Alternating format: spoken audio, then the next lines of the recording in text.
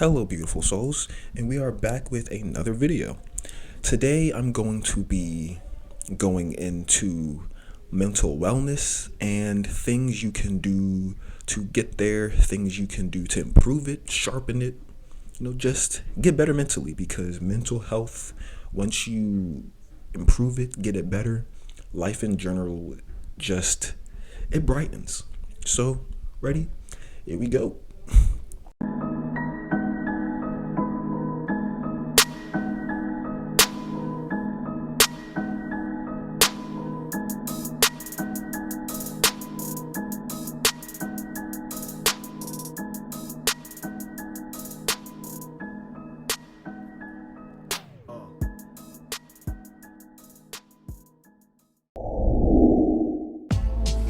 Self-talk is a huge one.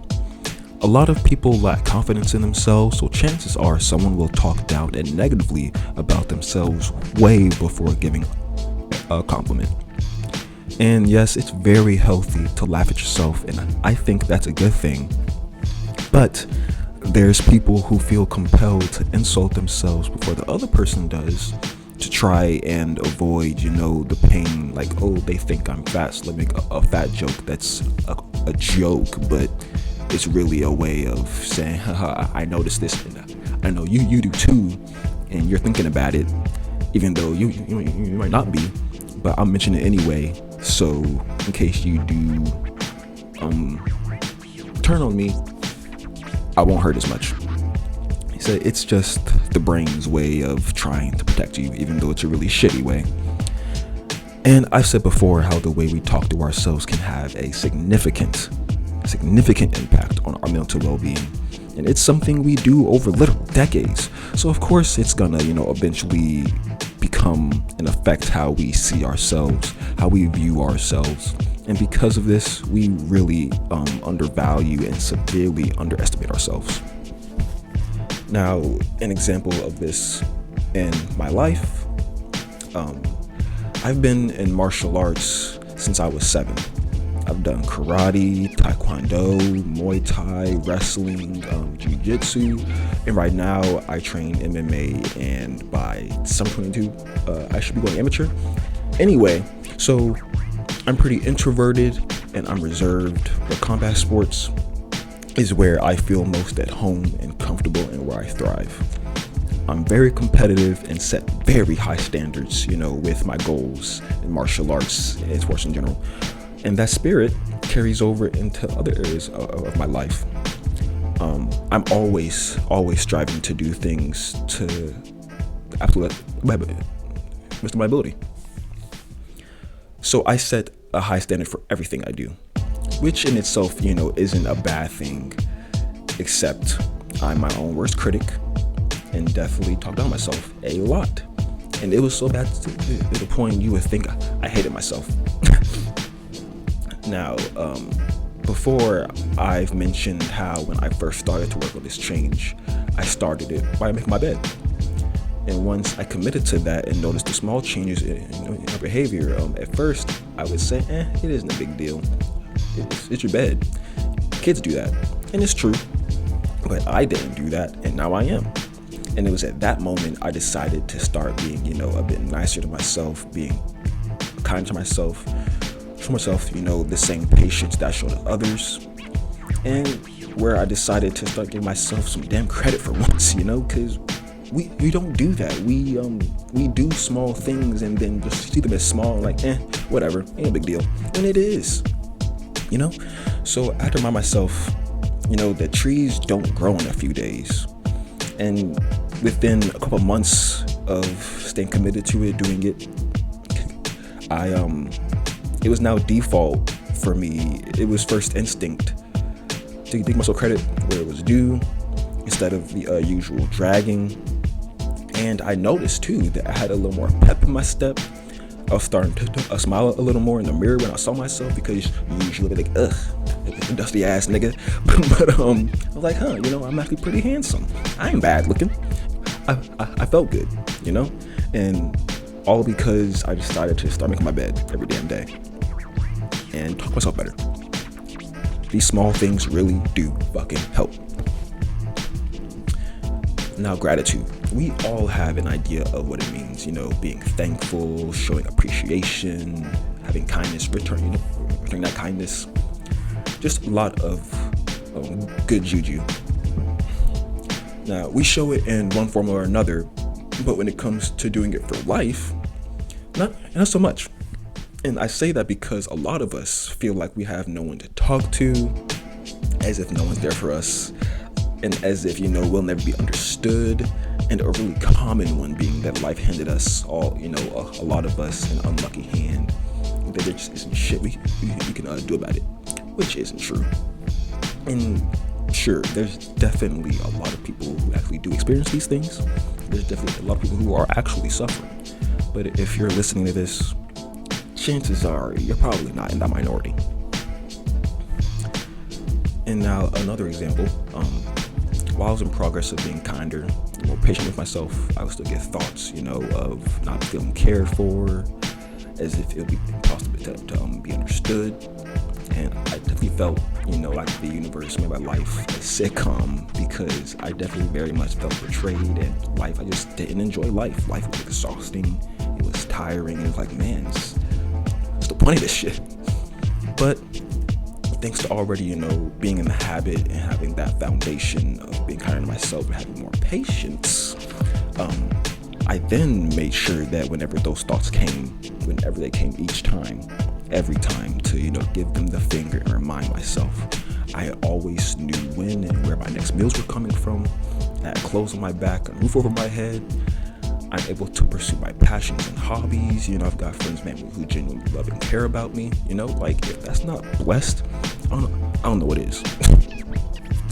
And I may not be where I want to be in life yet, but that doesn't mean that I failed, or, that I have to be an ass to myself. It's stupid. And the more I did this for myself, the more I remind myself of these truths, the easier it was to be grateful for life, that I had, and the easier it became to not stress or let my anxiety fester and create the illusion of danger every fucking where I went. Literally, no matter where I went. I was always convinced somehow that I'd be jumped and killed, like, or some random ass object would hit me in the head, and I just thought I would, leave the house and die. No reason, just I had really bad anxiety. And I'm not even exaggerating. It really was that bad. And I ain't gonna lie, like, the voice definitely, still talks. I hear it, but I'm easily able now to quiet it, because I know that those aren't my thoughts. That's not me. It's just my brain trying to say, hey, that's danger, even though it really isn't. It wants you safe, but it's doing it in a really, really toxic fucking way. Now, I can enjoy life more. I'm more able to be present. I'm more able to be in the moment, and it feels good. And when my episodes of depression come, I visualize letting them in, to have a seat, have some tea, chill, relax. I acknowledge it's there, but I don't give it any kind of energy, none. But at the same time, you can't ignore it, because then that just solves nothing. That's just putting it under the rug, So don't ignore it, but also don't give it any energy. Just let it be. Okay, now these, as it says, feel-good chemicals. We've got a lot, but the main ones that I know about that I work with are endorphins, which is, for pain relief, being relaxed. So things like that runner's high, exercise, sex, dark chocolate are things that can really help with, activating endorphins. Dopamine, we've all heard of that one. That's the feel-good chemical.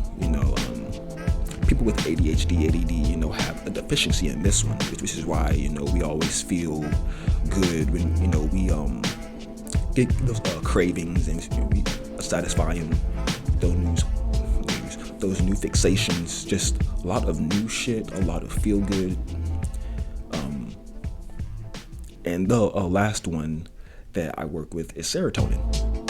And that pretty much is the one that's a mood stabilizer. So well-being, happiness in general is what that helps. And that's like when you see a really cute dog or a cat, when your wife or husband comes home, it's like, I feel good. Just being relaxed and calm. So try to work with those. Those are really good. The main one I try and work with now are endorphins, because it seems that structure, discipline, those are the hardest, but for me personally at least, they feel the most rewarding and have me feeling fucking amazing. And again, an example, as I already said, I've been an athlete my whole life, but I've been absolute shit when it comes to what I put in my body, and I've got insomnia, so that was just a disaster waiting to happen. And it did, because it was 2 years ago. I had a breakdown, and it was fucking bad. Like, I was at work. It was like 11 in the morning, and I was at work. I was on my forklift, and I was just thinking about everything in life going on. Like, I was broke. I was in the negatives. I rent was due, but I couldn't pay it. My phone bill was due, but I was just in shit. I was heartbroken. It was just a disaster. Getting no sleep. So again, disaster. And when I got home, almost hung myself. But the moment I almost hopped off the chair, my brother walked in the house, like the literal second I did that shit. He came like, oh fuck. So yeah, it was bad. Anyway, so over the last couple of years, while still dealing with it, I eventually was able to discipline myself, on eating better. And although I still, enjoy sorbets or cinnamon rolls every now and then, I definitely try a lot harder for future me and, me right now, because since I'm an athlete, my fuel is very, very important, and fuel is extremely important. So having those improved and good are extremely important. So since I was already, aware that having a fan on me made me drowsy, whether it was in the morning, afternoon, I started to turn that on like an hour before I actually plan on laying down. So that way, even though I have insomnia and it takes hours to fall asleep, at least I'll already be a bit drowsy and tired before, I lay down. And for eating healthier, I just started to cook more, because I was already aware that if I went out to get something, even if it was not non-food related, that there's definitely a good ass chance that I'm gonna get some sweets while I'm out. Like, I used to always do that shit. And you could be thinking, oh, what does food have anything to do with serotonin? Well, the food you eat, your diet and sleep both impact serotonin. So if you eat shit, then that's it. You'll have a lot less of it, since a lot of it is produced in our gut. So there's that. Meditation. This is also a fucking huge one, because most people who try it only do a couple of times or once, and then they just swear that it don't work for them. And although there's no actual wrong way to meditate, there are some things you can try and see if it actually works. A lot of people believe, that it should shut your mind up, and it doesn't, and it shouldn't. And I think as humans that's just impossible anyway. So instead of trying to shut your mind up, try, doing what I said with the visualization and depression. Your thoughts, they're your guests. They come in and sit. You acknowledge them, but don't ignore them, because if you ignore them, that only gets them louder. As I'm sure a lot of folks know, like, oh, I try and shut them up, but they just keep going. Yeah, don't try and shut them up, because it just will not work. Take a few deep breaths. One thing that I did that worked for me personally when I first began to meditate was, there's the sitting still and relaxing, the few deep breaths. But instead of trying to shut my mind up or not focus on them, what I would do is I would focus my attention on the air that's going in and out of my nose. So because, there's that sensation, you feel the air, you feel it going against your lip or your hairs on your muscle, like you feel it. So after a few seconds, a minute or two, you're able to focus on that breath of air, on the sensation, how it feels going in and out, how cold or warm it could feel, and in no time you'll be like, oh shit, I was able to focus on it. Your thoughts weren't there for a little bit. You weren't thinking about the air. You were just observing it. You weren't judging it. You weren't saying, oh, it feels this way. That you were just observing how it felt, and that's it. You know. And if for some reason this doesn't work, I personally think that daydreaming is also a form of meditating, because when you're doing it, yeah, it's not, stillness, but the real world seems to disappear. And while you're daydreaming, you're fully present in that daydream. You're in that moment. So that's why I personally see it as one of many forms of meditation. But of course, I did say, set aside some time for it, but just don't make sure that you're doing it so often or so fucking long that you start shutting out real people and shutting out the actual world, because then that's just unhealthy. I also really find that I become really present in the moment when I'm doing dishes, cleaning my room, or even writing. So I think if it gets you in the moment, if it gets you present, then it's a form of meditation. Personally, my own opinion, what I think.